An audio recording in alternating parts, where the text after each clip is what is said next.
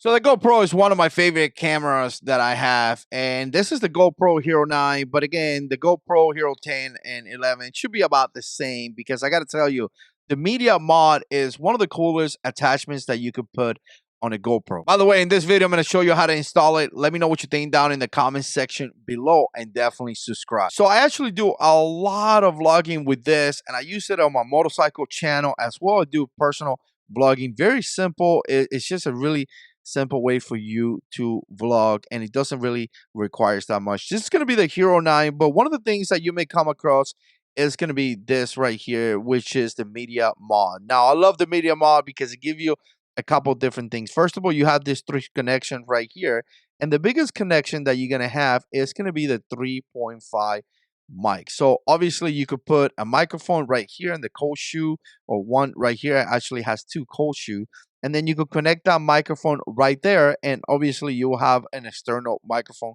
connected to your GoPro, which is going to give it better audio. Now if you don't want that, you could use the regular microphone that it comes here on the media mod. You could use the one in the front or the one in the back and kind of isolate that sound a lot better. But again, 3.5 mic also has a USB-C connection, which allows you to download some of the footage as well as charge the camera. And it also has a micro HDMI. And by the way, I have used this to live stream. I have used it here in my studio, and it has done fantastic. So again, the media mod is going to give you a couple different capabilities. Again, you could connect a regular microphone. You could use it here as a camera in my video mixer. I have used it as well. You could connect a wireless microphone. I mean, this thing is pretty fantastic. So to install the media mod, all you're going to have to do is that you're going to have to remove this door. So I'm going to kind of press down on this, and when you press down, I can kind of go like this. Now it feels kind of weird, but don't worry about it. All you have to do is kind of put a little bit of pressure up, and it comes